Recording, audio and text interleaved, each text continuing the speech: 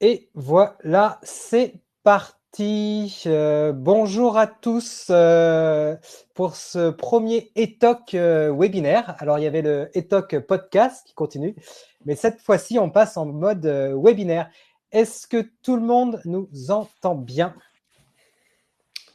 Alors, vous pouvez utiliser le chat qui est sur le côté et m'envoyer un petit message pour dire tous ceux qui sont présents dans ce webinaire pour me dire c'est bon, ça marche.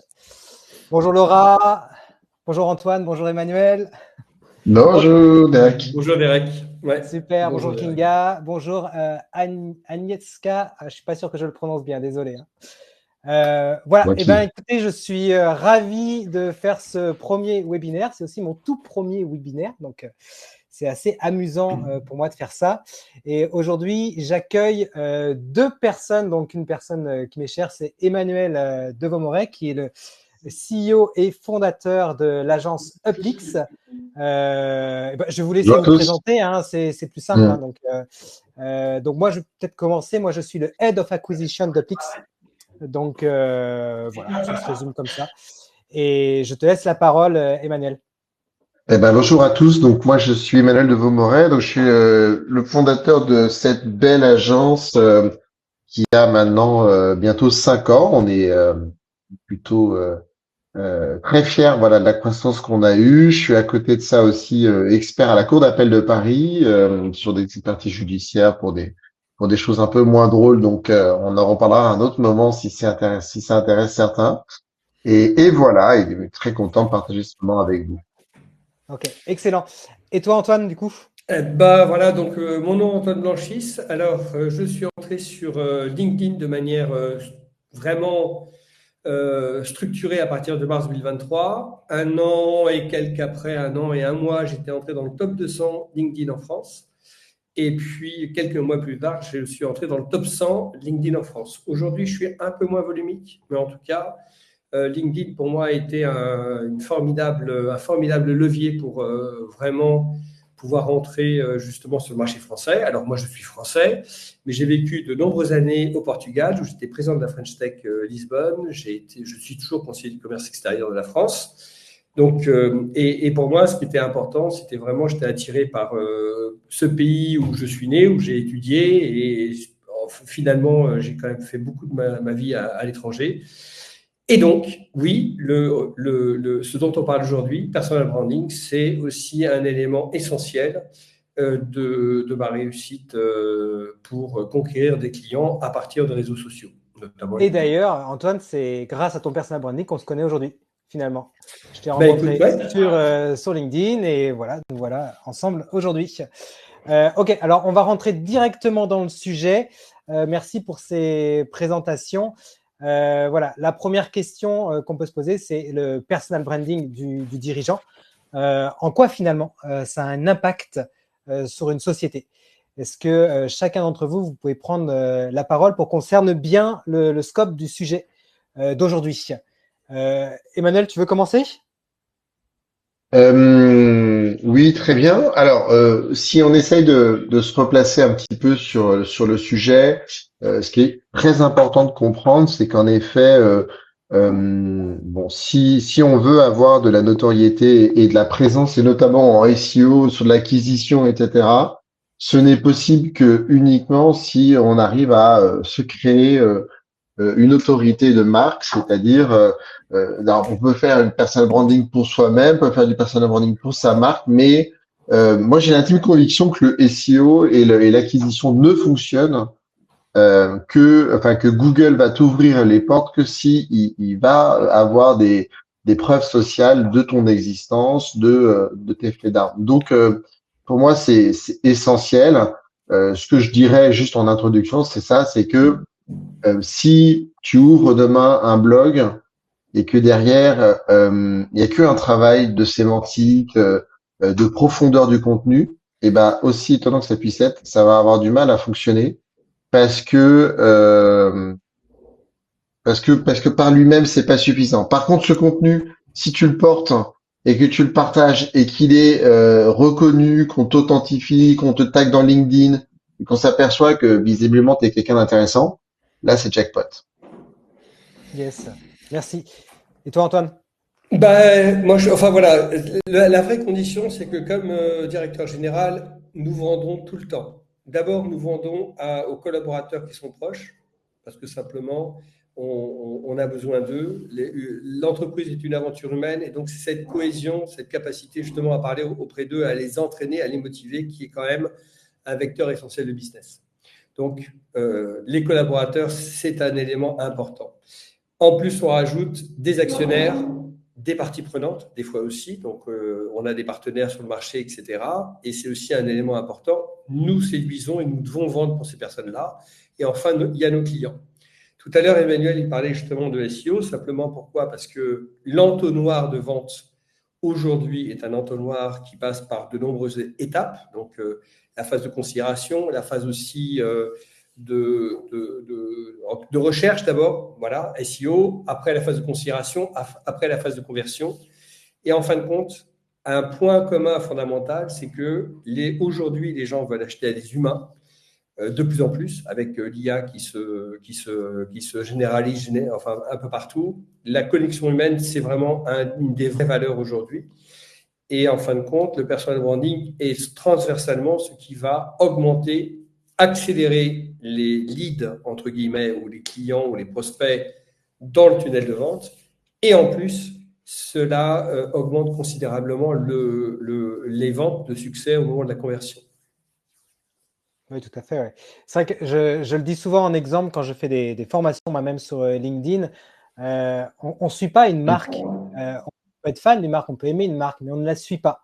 On va pas suivre Tesla, on va suivre Elon Musk, quoi, si on l'aime bien, ou on va le détester. Et du coup, ça va avoir un impact sur une marque. Donc là, je donne un exemple sur une grosse marque, mais ça va pour n'importe quelle marque en fait. Commencez à publier plein de contenu sur la page entreprise de votre LinkedIn. Ça n'a pas d'impact, ça va avoir un impact de réassurance parce que vos clients peuvent aller voir cette page, mais ça ne va pas vous attirer vraiment beaucoup de clients en inbound. Par contre, sur le profil du dirigeant et des collaborateurs, là, ça peut avoir un vrai impact. Emmanuel, Antoine, vous avez tous les deux quand même beaucoup travaillé votre personal branding avec de la réussite. Est-ce que vous pouvez nous parler un petit peu des bonnes pratiques, qu'on rentre un peu plus dans le sujet, pour avoir justement un personal branding qui soit peut-être cohérent avec sa marque, authentique. Il y a plein de manières en fait de faire du personal branding.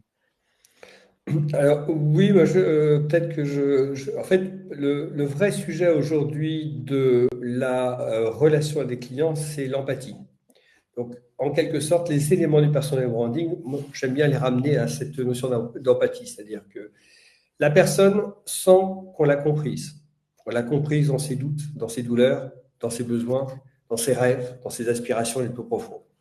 Donc, l'élément fondamental du personal branding, c'est comment je peux faire sentir que les gens autour de moi, et je reviens un peu à la notion, collaborateurs, investisseurs, partenaires et évidemment les clients, eh bien, se sentent comprises, écoutées, respectées. Ça, c'est pour moi la clé numéro un. Et puis, la deuxième chose aussi, c'est on doit présenter en quelque sorte des solutions, on doit présenter que nous portons des solutions pour ces gens-là, nous portons un ferment, un levier pour une transformation. Et là aussi, le personal branding accélère. Je ne dis pas que c'est un élément indispensable, mais je dis que c'est un accélérateur de succès. Donc, à la fin, ceux qui veulent simplement devenir leaders sur leur marché ou percer en termes de vente, start-up, PME, grande entreprise, eh bien, cette notion de personal branding est essentielle. Yes, merci. Et toi, Emmanuel, tu vois… Ouais, écoute, sur le personal branding, on en a fait pendant très longtemps. Voilà, on a fait encore chez Upix et je vois que Jessica est en ligne, donc elle ne me contredira pas. L'idée, c'est d'allier pour moi. Alors, ce qui a fonctionné beaucoup dans le personal branding, pour moi, c'est grand 1, le fait d'essayer d'être authentique. Donc, je pense que on a vite fait de jouer un rôle où, alors c'est pas évident. Tout ce que je dis, j'ai tâtonné, j'ai pas toujours bien fait. Donc, je vous donne un peu la recette qui, pour moi, maintenant fonctionne en 2025. Donc, l'authenticité, pour moi, c'est très smart. C'est-à-dire qu'il faut pas jouer un rôle trop marketing. Il faut pas essayer d'être une autre personne. Faut pas en faire trop. On est obligé de vendre, mais voilà, il faut essayer. Moi, je serais presque, règles qui me freinent là-dessus, mais parfois, moi, si j'ai envie de pousser des coups de gueule sur LinkedIn, j'ai envie de dire des choses, de pouvoir dire, mais ça, je suis pas d'accord, quoi. J'ai envie de crier sur LinkedIn et parce que j'ai envie de faire un écho où je ne dis pas que des choses positives. Donc ça, c'est un premier point. Le deuxième point, c'est essayer d'être concret. Ça, évidemment, c'est pas la grande surprise quand tu apportes de la valeur aux gens qui te lisent. Moi, je me rappelle d'un post que j'avais fait où j'avais expliqué que, en fait, sur un nom de domaine, il suffit de rajouter, non pas avec uplix, ou si tu changes le i, par exemple, dans un nom de domaine par un mot cyrillique, bah, tu lis toujours le i, donc tu es toujours content. Tu as l'impression que c'est le nom de domaine. Uplix, par exemple, tu vas changer le i. Et en fait, non, le i, c'est dans un autre alphabet, etc. L'apparence semble la même, mais c'est pas du tout la même chose. Et donc, tu peux faire du piratage comme ça. Et les gens avaient trouvé, le partage avait été complètement dingue. Ça avait été un reach très important. LinkedIn a retravaillé ses portées de reach, mais peu importe, à l'époque, c'était fou. Je pense que c'est d'ailleurs mon meilleur post. Et donc, du coup, en apportant un peu de la valeur, quelque chose qui est concret, quelque chose que les gens savent pas forcément, alors là, évidemment, c'est très bankable. Et je finirai sur le dernier point, qui est évidemment la force du réseau. C'est-à-dire, je pense qu'évidemment, il faut s'appuyer de ses petits camarades, taguer éventuellement des gens qui sont un peu connus pour qu'éventuellement ils viennent liker ou commenter. Voilà, moi je sais que autour de moi j'ai des gens qui sont dans ma sphère, et qui sont comme ils me connaissent, tout à fait assez sympas pour aller liker et commenter mes posts avec vraiment véracité, enfin avec une volonté forte de le faire. Et ça aussi, ça augmente pas mal la portée, le fait d'avoir voilà, des gens qui sont des early adopters qui vont tout de suite liker.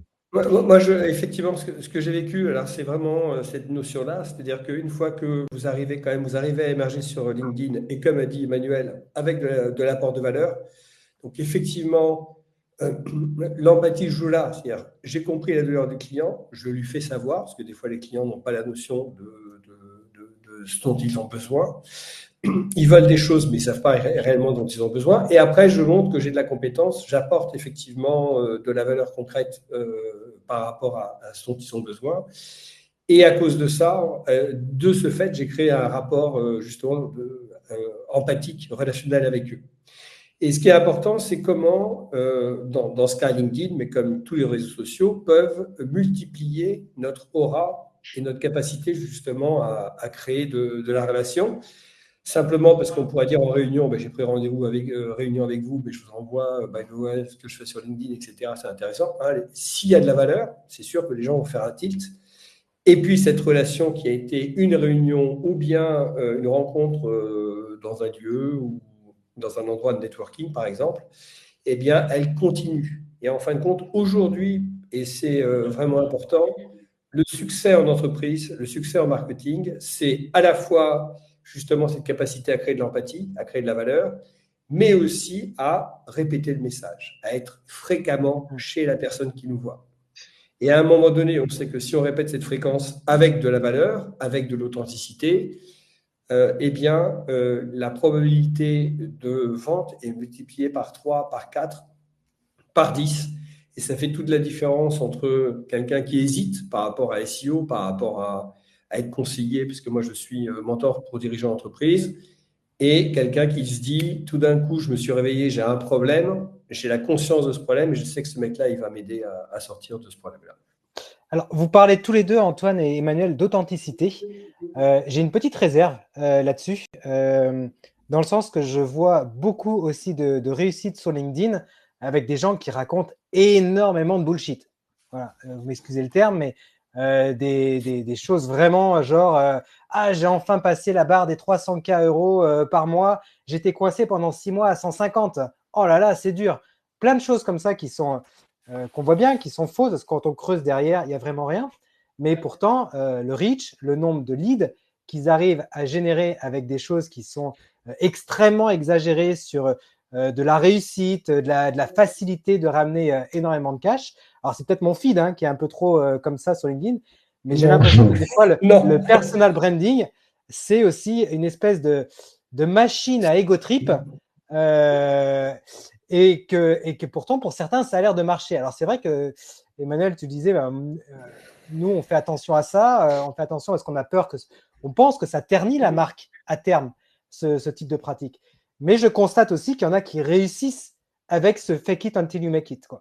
Ouais, donc, je suis un peu hésitant là-dessus, quoi. Moi, je pense que le pilier de l'authenticité, pardon, c'est un pilier qui va fonctionner sur le long terme. Et que si tu veux faire de la merde à court terme et si tu veux raconter des belles histoires, tu vas le faire et tu auras un petit peu de reach et tout ça. Moi, j'ai toujours observé que tu bernes pas les gens comme ça si facilement. Les gens se font leur avis. C'est pas parce que, enfin voilà, je pense que derrière les gens sont pas dupes sur les posts que tu cites. Et moi, ça m'inquiète pas. Il faut forcément un petit peu à un moment se mettre en avant, ce qui fait que ça nous met dans des posts un peu parfois compliqués à écrire parce que on est obligé de raconter une histoire pour quelque part intéresser les gens. Si tu arrives directement à ce que tu as à proposer, tu ferais moins de reach parce qu'on sait que par exemple dès que les gens déplient ton post au-delà des 3 premières lignes, bah c'est un signe d'intérêt. Donc du coup on va essayer de pas le dire tout de suite. Donc écoute, moi je comprends ce que tu dis, je sais qu'il y en a. Mais j'ai toujours entendu aussi en backstage, par rapport à ces mêmes personnes, d'autres gens qui étaient, voilà, qui te disaient, non mais lui, tout le monde sait, quoi. On va pas citer le nom, évidemment. Toi, Antoine, c'est quelque chose que tu vois aussi. Alors, pour moi, j'ai 2-3 points très forts par rapport à ça. La première chose, c'est que en France, notamment, on est entré un peu trop dans la caricature à partir du Covid, l'explosion de LinkedIn comme un vrai média d'expression personnelle. En fin de compte, avant, c'était plus, on échangeait des articles de journaux, 2-3 photographies sur l'entreprise. Et puis tout d'un coup, il y a une espèce d'explosion qui a eu lieu après le Covid. Et en fin de compte, les gens qui ont porté cette explosion, qui étaient souvent des gens qui apprenaient aux autres à être sur LinkedIn, donc Ruben Tailleb, je vais citer quelques exemples avec respect, attention. Hein. Ruben Tailleb, Caroline Mignot, Kevin Dufresne, Thibault Louis, etc. Ces gens-là qui font ce job-là, de faire que les gens puissent s'exprimer sur LinkedIn, en quelque sorte, ont un peu pour le public français, cristallisé ce qu'il fallait faire. Il fallait faire un peu comme eux pour être sur LinkedIn. Mais un directeur général ne peut pas se permettre de faire ce genre de truc. Parce qu'effectivement, c'est décrédibilisant, en quelque sorte. Le vrai sujet de fond, c'est en quelque sorte, et ça a été dit par Emmanuel, c'est effectivement cette notion de j'apporte de la valeur. Une autre chose aussi, c'est que les gens qui font les clowns, ce qui est irritant sur LinkedIn le plus, et ça revient à l'authenticité, c'est bien les gens qui portent leur masque en disant regardez, j'ai eu des phénomènes comme ça que j'ai vus pas mal de fois. Regardez, j'explose tous les compteurs et puis je fais je sais pas combien et puis et en fin de compte, c'est pareil. La traduction en termes de conversion est quand même assez réduite.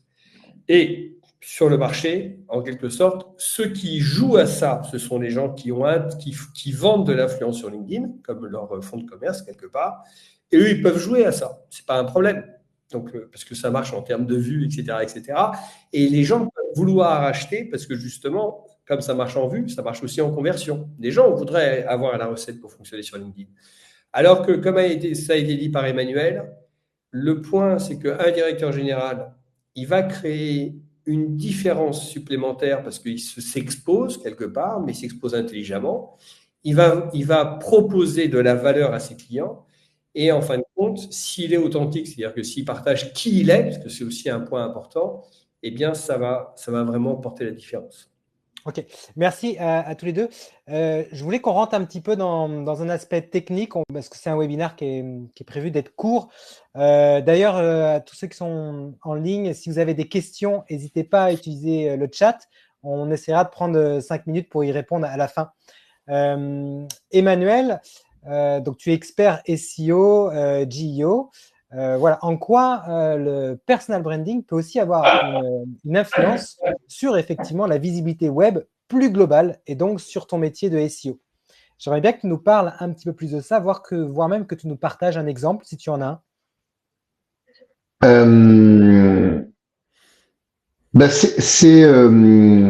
Il faut revenir au fondamental parce qu'en fait donc du coup il y a ce qu'on veut faire. Jusqu'à maintenant, on était un peu sur la logique de dire, comment on peut s'exposer, on a parlé un peu des médias comme LinkedIn parce que c'est le plus gros, etc. Bon, très bien.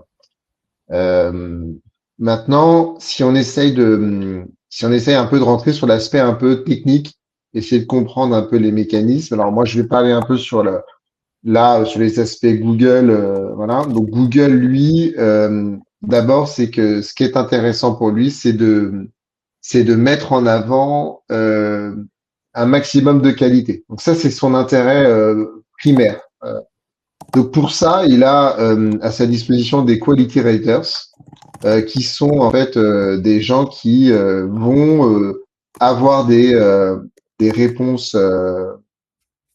Ils vont avoir des tests à faire, et ils vont avoir des pages web, et ils vont valider des gens chez Google qui vont valider la qualité de certaines pages et d'essayer de voir si si elles sont compliant avec les quality writers, les règles de Google, et donc ils vont dire ça je valide, ça je valide. Donc on voit que la présence de quality writers va dans ce sens où on dit à des humains, tiens, cette page-là, est-ce qu'elle correspond aux standards de Google de qualité? Est-ce que c'est pas n'importe quoi ce qui est raconté, etc. Ils ont des éléments pour vérifier. Donc ça, c'est un premier élément de langage, c'est oui, oui, Google est à fond qualité. Deuxième élément de langage, euh, Google a beaucoup porté pendant très longtemps le AT, c'est-à-dire l'expertise, l'expérience, l'autorité. Euh, Google a très vite vu que les notions d'argent et de santé sont des sujets tellement sensibles qu'on ne peut pas y mettre un contrôle très précis. Donc, on ne peut pas ne pas le faire, pardon. Donc, du coup, ils font très attention à ces choses-là.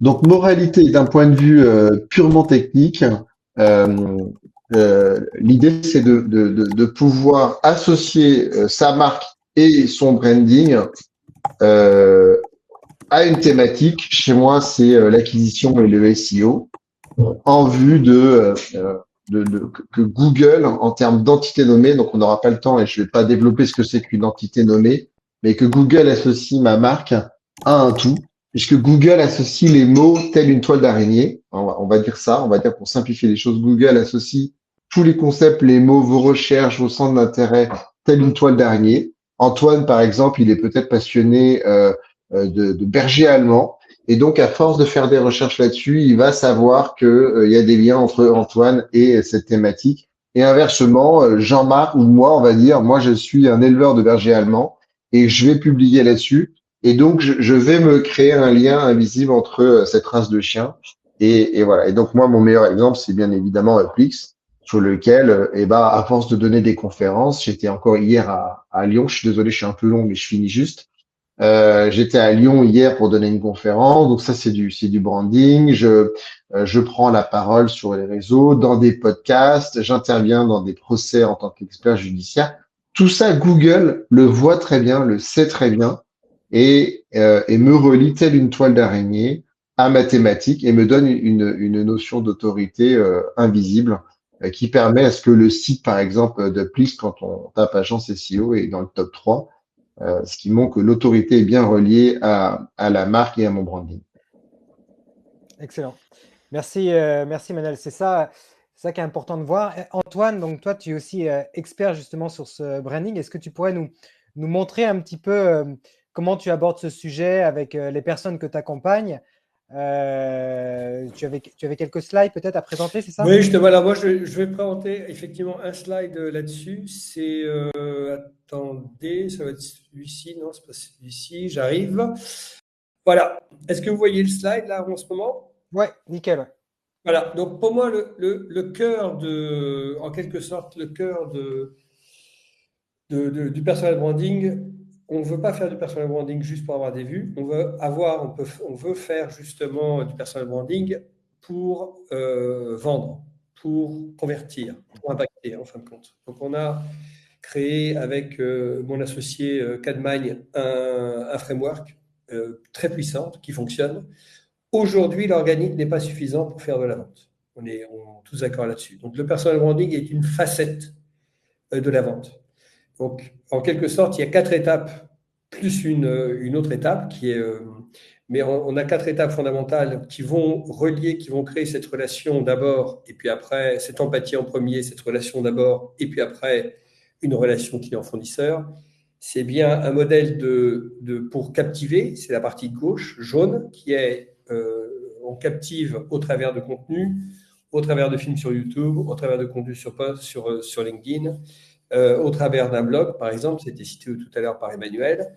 Donc, c'est du contenu qui va captiver, c'est notre organique. Puis après, ce que l'on veut pour justement vendre, c'est initier une relation. Initier une relation, ça peut être fait parce qu'on va recueillir un email, on va recueillir un WhatsApp, ou bien on va on va échanger des messages sur la messagerie LinkedIn, par exemple, ou Insta, peu importe, avec le prospect. Donc, on va lui donner des motivations pour qu'il puisse initier ce message. Donc, c'est parce qu'il s'est connecté à nous, c'est parce qu'il a commenté, liké un de nos posts, par exemple. C'est parce qu'on a préparé ce qu'on appelle un lead magnet, quelque chose qui est vraiment un livre blanc, une méthodologie, etc., quelque chose qui répond à un problème qu'il a. Et donc, il va se connecter au travers d'un email, au travers d'un WhatsApp, à notre univers. Et là, on va faire la conversation pour le pousser après à aller plus loin. Donc, ou à travers d'une page de vente avec une vidéo sales letter, donc une vidéo qui va expliquer ce qu'on fait comme service, ou bien vers une réunion, une consultation pour que nous puissions envoyer une proposition commerciale. Donc, c'est 1, 2, 3 qui va faire que on va passer justement de quelque chose qui est captivé à la conversion, à la vente. Et puis enfin, il y a l'acte, ce que vous faites avec vos clients, Emmanuel et Derek aussi, c'est évidemment la co-création. C'est comment on va continuer à travailler, à apporter de la valeur à ce client pour qu'il puisse augmenter ses ventes, augmenter son exposition sur le marché, avoir plus de leads ou réellement, comme moi je fais, j'aide les dirigeants d'entreprise, dirigeants de PME à augmenter leurs profits, augmenter leurs marges, motiver les collaborateurs, faire de l'expansion commerciale, par exemple. Et puis après, donc, la dernière partie, c'est justement comment j'amplifie tout ça. Je peux amplifier à la fois le fait de converser, parler avec plus de gens. Moi, j'ai une automation IA là-dessus. Et je peux aussi amplifier ma conversion et je peux aussi amplifier ma co-création. Donc, fondamentalement, le plus important, c'est qu'on fait du personal branding, c'est pour vendre et pour fidéliser, pour créer cette relation de longue durée. Et en fin de compte, ce modèle, justement, est un modèle que nous avons conçu, justement, avec l'objectif de permettre que chaque entreprise, chaque directeur général peut, en fin de compte, ici, industrialiser son approche pour faire du scale. Voilà. Ok, excellent. Merci Antoine. Alors, je départage. Alors, moi, j'ai 2 questions très concrètes à vous poser à tous les deux. La première, c'est je me mets à la place d'un responsable marketing d'une entreprise. Donc, il y en a plein là que je vois qui sont présents en ligne. En fait, il faut réussir à convaincre son directeur de se rendre plus visible sur les réseaux sociaux, sur tout ça. Et ça, c'est pas quelque chose de très simple. Tout le monde n'a pas envie d'être visible dans le web.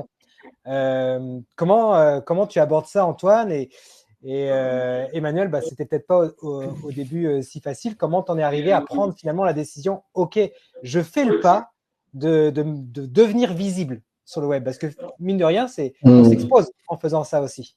Oui. Donc moi, je suis responsable marketing. Quels sont mes arguments? Enfin, comment je fais pour convaincre mon boss? D'abord, il y a des enjeux très forts. C'est-à-dire qu'un patron, quand il s'exprime sur LinkedIn, quel qu'il soit, il va s'exprimer justement à l'ensemble de ses populations. Il parle à ses investisseurs, il parle à ses clients, à ses prospects et aussi à ses collaborateurs. Donc, il y a quand même un vrai objectif, un vrai bénéfice à faire cette exposition. La question principale, c'est justement, et c'est Emmanuel qui l'a souligné tout à l'heure, le vrai problème, le drame chez LinkedIn, c'est que les gens aiment porter le masque. Je donne l'exemple de LinkedIn comme étant un cas parce qu'on est en B2B, etc. Les gens aiment porter le masque sur LinkedIn et en fin de compte, c'est enlève le masque, enlève le putain de masque, le statut, etc., et soit communique avec des personnes comme si tu te mettais en relation dans une session de networking, comme si tu entrais dans une réunion de vente, en quelque sorte. eh bien, c'est la valeur que tu vas apporter, ça a été référé par Emmanuel, c'est la capacité à créer de l'empathie qui va faire que ça se procède comme ça. Et en fin de compte, la nature du conseil, c'est plus on est naturel et plus on est apporteur de valeur pour le client, et plus c'est facile. Il n'y a rien il y a rien à inventer. Il n'y a rien à créer en plus. Il y a vraiment juste soyez naturel. Et les bénéfices sont, à mon sens, énormes. Il y a, il y a un vrai, il y a un vrai frein psychologique. Ça, c'est vrai que c'est un sujet hyper intéressant à aborder. Il y a un vrai frein psychologique parce que tu as ceux qui sont naturellement à l'aise à l'oral ou même d'ailleurs on peut porter des préjugés sur des gens en se disant celui-là, il le fait, c'est très facile pour lui. Bon. Euh, c'est vrai que pour tous ceux qui nous écoutent, s'ils peuvent en retirer déjà ça, c'est merveilleux. Je pense il faut prendre son cours. On a tous quelque chose à raconter. On a tous une histoire à raconter. On a tous quelque chose à dire.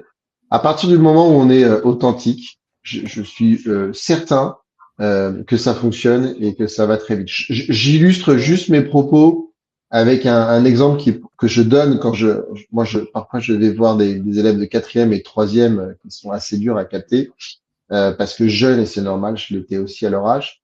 Et donc je leur dis voilà, c'est comme si tu allais le long d'une cathédrale et que tu as trois tailleurs de pierre. Alors le premier tu dis mais tu fais quoi dans la vie? Bah moi je suis tailleur de pierre. Ah ok machin. Et puis le deuxième tu vas le voir et tu dis toi tu fais quoi dans la vie? Il dit moi je taille une pierre et je bâtis une cathédrale. Et donc, en fait, c'est un exemple très simple, c'est deux métiers, deux façons de voir les choses. Il y en a un qui taille juste une pierre, il y en a un autre qui bâtit une cathédrale. Et donc, c'est exactement ce propos-là qu'il faut porter. Prendre la parole, c'est comme se mettre, du jour au lendemain au vélo, au paddle, au tennis, à tout ce que tu veux. Tout demande un effort dans la vie. Maintenant, il y a ceux qui réfléchissent et il y a ceux qui se lancent. Lancez-vous. Euh, Réfléchissez, vous avez forcément des choses à dire.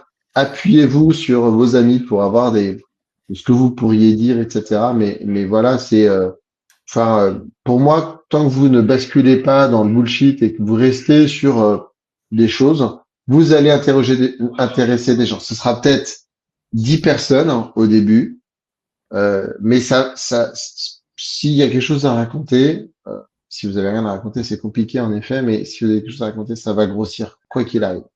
Alors, on a toujours quelque chose à raconter. Et dernière question, parce que l'heure tourne. Vas-y, Antoine. Je vais juste montrer un exemple, comme ça va être simple, ça va illustrer. Vous voyez mon écran? Oui, tout à fait, ouais. Voilà, donc ça c'est un exemple de comment on peut créer quelque chose, une communication sur LinkedIn tout en étant authentique. Excellent. Donc, à gauche, on parle d'un problème chez les clients. Moi, donc, tous les dirigeants que je connais aujourd'hui ont tous des questions avec le temps, très simple. Donc, j'ai apporté une infographie qui a permis de résoudre cette question-là. Vous n'êtes pas obligé d'utiliser le format, mais vous pouvez partager avec gagner du temps, par exemple. Une autre solution aussi, moi j'apporte aussi, j'aide les dirigeants à augmenter leurs résultats. Pareil, quels sont les 7 leviers des Big Data? Ça c'est mon cas, mais c'est des to-do list, par exemple, des checklists, etc., qui permettent de communiquer de la valeur au client. Donc, certainement que Emmanuel, il le fait aussi sur des choses SEO. Il a parlé tout à l'heure l'exemple du Cyrillic, par exemple. La partie contrarienne que j'aime bien utiliser aussi, c'est justement, en quelque sorte, essayer de faire ce coup de provocation qui est quand même vraiment intéressant, mais qui est en phase avec les valeurs. Donc là, je partage sur mes valeurs intimes, mes valeurs concrètes, quelque part, qui peuvent inspirer justement des dirigeants. Donc, en quelque sorte, il n'y a pas à inventer. On peut sophistiquer avec de l'infographie, mais on peut être, comme l'exemple de droite, sur un message qui est, de sorte, une photographie, un slogan, par exemple, et qui est suffisant, très facile à mettre en place, et qui permet effectivement de matérialiser votre message particulier sur LinkedIn. Ok, excellent. Merci Antoine. Voilà, maintenant, ça y est, je suis décidé, j'ai envie de me lancer, j'ai envie de travailler mon personal branding. comment je me lance, quoi. Bravo, Derek. Et quelle erreur je risque de rencontrer, en fait, finalement. Quels sont mes premiers obstacles? J'en ai quelques-uns en tête. C'est faire une publication, c'est bien, mais après, il faut arriver à générer un planning de publication. Est-ce que vous avez des conseils sur ce sujet-là, en fait? Par exemple, sur les contenus. Excuse-moi, Emmanuel, il y a beaucoup de bruit dans ta salle. Là. Je ne sais pas s'ils peuvent faire moins de bruit, les collègues autour. Voilà, pardon, excusez-moi, c'est le déjeuner pour tout le monde. C'est un peu mieux là, peut-être? Ouais, c'est parfait. Déjà, on a un outil qui est extraordinaire pour brainstormer, c'est ChatGPT, hein, donc clairement, on peut parler à l'IA, on peut la challenger, on peut lui demander de faire un post. Moi, je sais que l'écriture, c'est pas ma zone de brillance, donc je trouve que l'IA, c'est super, les plannings, voilà. Euh, pour moi, le plus dur, c'est de trouver l'angle, le sujet. L'idée, ça va encore, mais l'angle dans la façon dont on va le raconter, pour moi, c'est ça le plus difficile. Ok. Et c'est vrai qu'il existe avec l'IA, on peut faire un agent IA qui va reprendre ta manière d'écrire et arriver à générer du texte aujourd'hui en quelques minutes, alors qu'on y mettait 1 heure avant. Ouais, alors, les gens qui t'écoutent vont dire, ouais, mais un agent, c'est technique, c'est compliqué, mais tout simplement, ChatGPT, tu l'entraînes sur tes données, sur ce que tu dis, et déjà, lui peut t'aider. Après, tu peux fine-tuner, aller plus loin, mais voilà. Ouais. Oui, il y a la dimension aussi tout à l'heure, Emmanuel l'a dit tout à l'heure, il y a une dimension justement, même dans le personal branding, un peu d'essai-erreur. C'est-à-dire que, évidemment, on apprend en faisant, ça c'est le plus important, et puis on apprend vraiment, vraiment, vraiment en faisant, et on construit justement cette capacité en faisant les choses. Donc, moi, je fais une recommandation, c'est passer à 3 posts par semaine. Vous pouvez vous sécuriser en parlant justement que de douleurs de clients et de solutions que vous pouvez apporter. Puis un jour, vous allez mettre une photographie de vous-même avec votre famille, par exemple. Vous aimez le sport, vous pouvez partager un moment de sport que vous êtes, si vous êtes au stade ou quelque chose comme ça. Ou bien avec votre équipe en disant c'est un moment formidable. Et au fur et à mesure, on apprend à apprivoiser justement notre petite peur et comment je commence. Et vraiment, toujours dans cette optique mon objectif, c'est de créer cette relation particulière et spécifique et tellement humaine avec justement mes cibles. Le point, fondamentalement, c'est ça. Donc, et plus on parle de personal branding, et plus on se dit, oh là, c'est un truc, il faut vraiment que je maîtrise toutes les techniques, alors qu'il n'y a aucune maîtrise. Il n'y a aucune, c'est parce qu'on abandonne les techniques qu'on devient tout d'un coup extrêmement naturel. Donc, soyez qui vous êtes, passez à une vitesse de faire d'abord peut-être 2 posts par semaine, 1 post par semaine, puis 2 posts par semaine, puis 3 posts par semaine. Et déjà, c'est le départ d'une histoire. C'est vraiment ça important. Et vous verrez que de toute façon, rapidement, si vous passez à 2-3 posts par semaine, vous allez voir que votre entourage va vous le dire. C'est ça Excellent. Qui est vraiment génial. Merci Antoine. Alors, on approche de la fin. On aura deux offres à vous faire à la fin. Mais avant, est-ce que vous avez des questions, ceux qui nous écoutent? Je n'en vois pas dans le chat. Mais là, si vous avez un point que vous vouliez qu'on aborde tous les trois avec vous, n'hésitez pas à me le mettre dans le chat. Il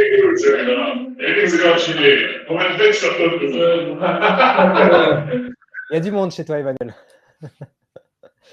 Non, alors pas de questions apparemment.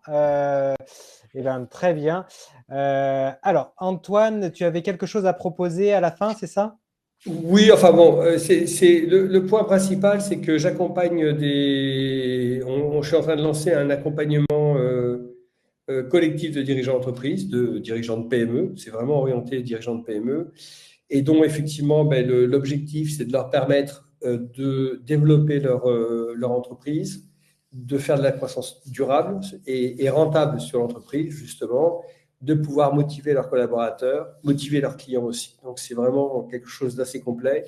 Et en fin de compte, c'est un collectif dont l'objectif, justement, c'est de mettre le dirigeant en situation de développer un actif pérenne, un actif qui l'accompagnera et d'arrêter de vivre l'entreprise comme un sacrifice. Trop de dirigeants travaillent beaucoup trop, se paient mal et en fin de compte, ce sont des méthodes du réel pour justement faire la bascule. C'est de mettre l'entreprise au service du dirigeant et pas le dirigeant au service de l'entreprise, ce qui arrive trop souvent. Et pour te contacter, Antoine, il y a un lien, il y a quelque chose que tu peux Oui, mettre alors je peux partager effectivement, je vais partager aussi dans le chat, mais effectivement, globalement, vous pouvez me contacter au travers justement de ce lien.